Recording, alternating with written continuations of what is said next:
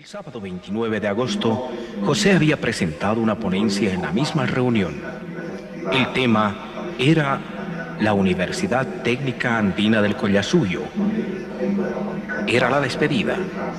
Era el hasta siempre. Esta no es una universidad privada, nace de un cabildo de comercio original de la provincia de Aroma, se constituye en esa organización con un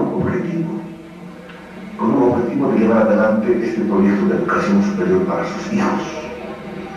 Entonces sacaron su estatuto, hicieron los trámites legales, ese conocido, y invitaron a profesionales aymaras y quechuas para conformar un equipo multidisciplinario que pueda analizar esta idea de proyecto. Hay un listado y hemos elaborado un documentito que se llama Bases Fundamentales de este proyecto, donde hacemos un diagnóstico de la realidad en relación a los bachilleres que salen de los colegios rurales. El alma del carnaval ha muerto, dijo la prensa, pero nos queda su alegría, su tristeza, su soledad, pero sobre todo su música dedicada al pueblo que lo amó.